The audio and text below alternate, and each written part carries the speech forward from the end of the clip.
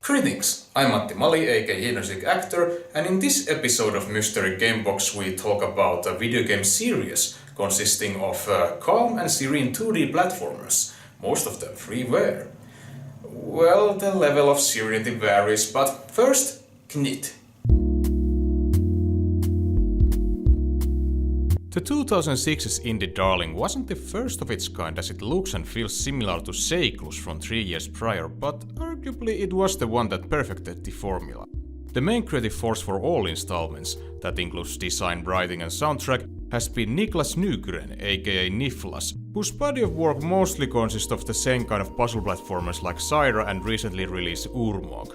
Aside from its atmosphere, the series is also known for its minimalism, at least the earlier titles are, and it starts right from this thing barely classified as a story. This is a Knytt.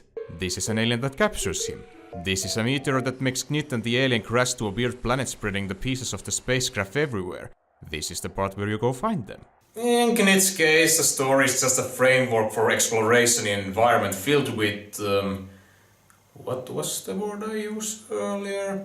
Right, atmosphere. This is created with short pieces of foggy music and ambient sounds and simple yet eye-pleasing graphics that my poor recording quality can't do justice. Knytt has the ability to tell the general direction of the next spacecraft piece, but if you want to achieve true Zen state, you can just search these beautiful vistas by yourself and see if you happen to find bonus rooms on your way. It's not a long experience, it's possible to complete this in less than an hour and the music isn't that memorable, but otherwise I don't have any major complaints. It's a mechanically simple game that makes a short visit to your life and that's it, but at least you feel more relaxed afterwards. This will be a rather short episode if that was the only game to talk about, so at the same year a spin-off title was released called Within a Deep Forest. Calling this game Knytt's spin-off is kind of misleading as I found conflicting information on which one came first and the events of this game are super important later in the series, but anyway. We have now a more detailed narrative, but I let the video game composer Chris Denman to tell us what is going on. The year is 2500. The whole world is in ruins. Only a small number of people have survived the war, one of which the infamous and notorious Dr. Cliché. The time machine that he has built has enabled him to travel many hundred years back in time. Here he has been able to complete his most dastardly deed, the building of an underwater laboratory, inside of which he has placed the most powerful bomb the world has yet known. Dude, you're talking about the end of the world. Put a little more oomph to it. Fine, I explain the rest.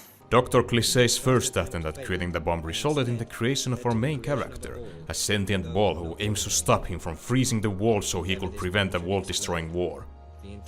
That's a really dumb plan when you think about it.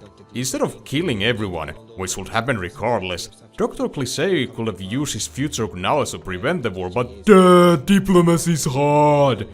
But we indeed play as the ball who, in order to get into the illogical man's underwater lab, has to collect 10 different ball forms which all have different purposes. Needless to say, the gameplay is more accuracy-based platform puzzling, which was sometimes entertaining despite the ball generally being hard to control. Then there were other times where the jumps had to be so damn precise. Son of a female canine!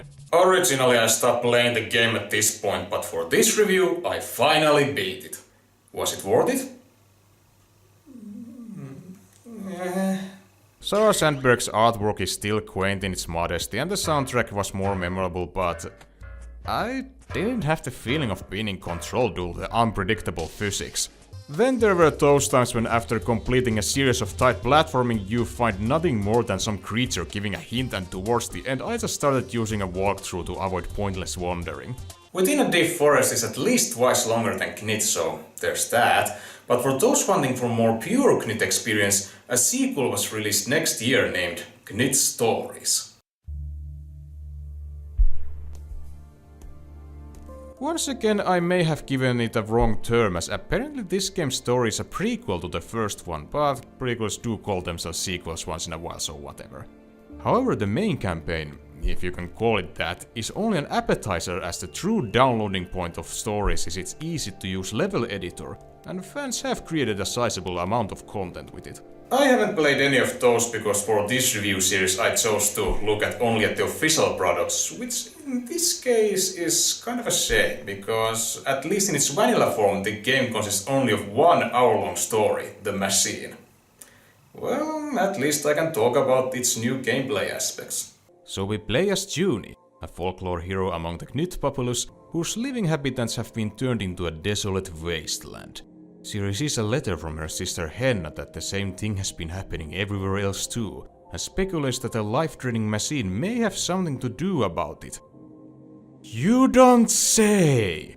In order to reach her sister and eventually the machine, Junie needs to collect ability-containing items like double and high jump, soft landing and so on, though for some reason climbing, which I previously thought to be a racial feature, is also a power-up. This allows chances for more creative platforming of puzzle variety, though avoiding these stone tablets is more trial and error. And that's all there is. Knytt Stories, the machine, features all the positives of the original and while not as exploring heavy, still has a relaxing vibe to it. Nifflas has made at least 4 more small adventures with Stories engine. Those include A Strange Dream, where Junie's child is kidnapped by a dream bird, and an underwater adventure where it's Junie instead of the ball that tries to put a stop to Dr. Cliché's schemes. From what I looked, they were more of the same, though the former puts more emphasis on exploration and the latter adds borderline horror elements to the formula. But this wasn't the end for Knytt, as the developers had bigger plans for the little freeware game that could. So its next sequel will be its commercial release, Knytt Underground.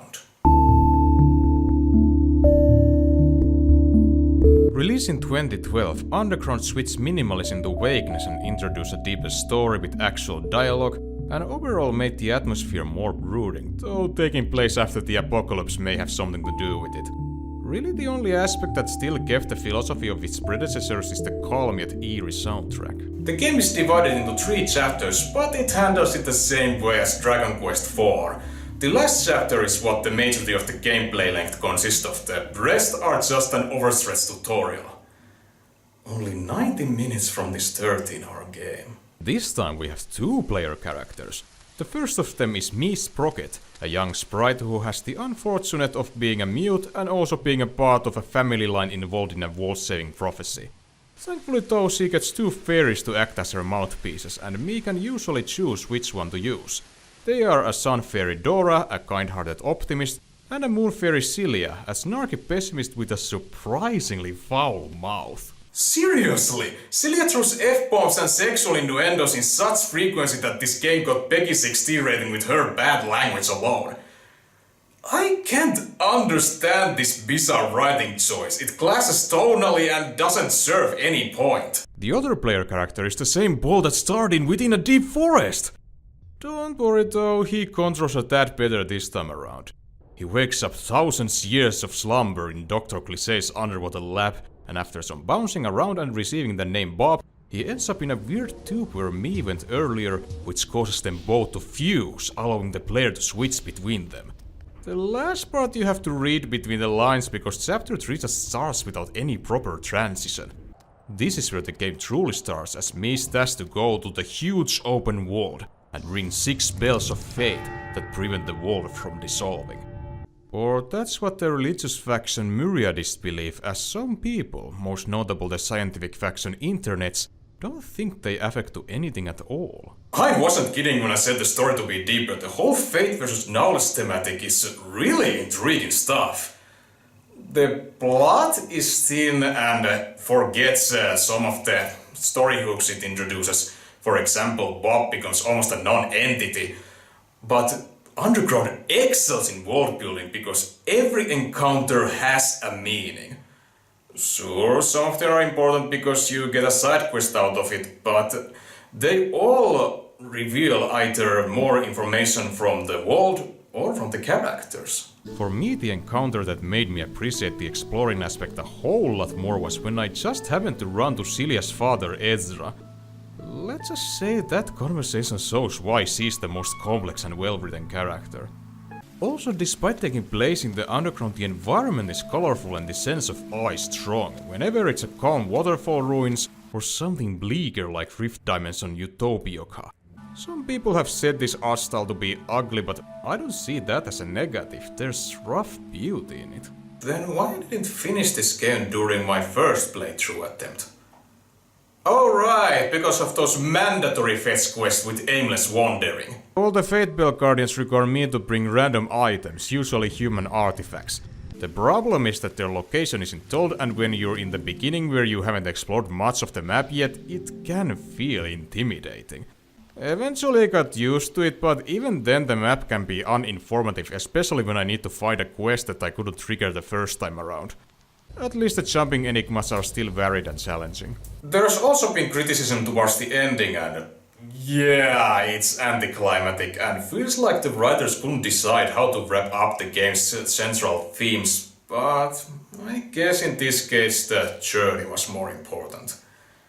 While Knytt Underground isn't anything groundbreaking, no pun intended, it was a more compelling experience than I initially gave it credit for. It's different from the freeware titles in almost every way, but has still managed to keep their spirit of exploration wonderment. As a whole, Knytt franchise has suffered from iffy plot progression and structure, yet its gameplay pacing is rather well done, offering a variation of crafty puzzles and non-stressful strolling. Though within a deep forest is more frustrating than the others. All in all, it offers 4 neat little platformers with great, let's again use the term that is used frequently when describing these games, atmosphere. Except when I was writing this episode, I found out that the 2009 video game Saga also has connecting elements to Knytt lore.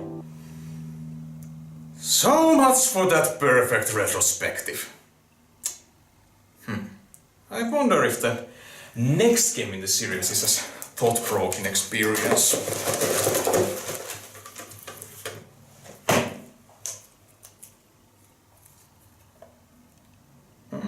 No, but it will be a fun time nonetheless. Until then, thanks for your time.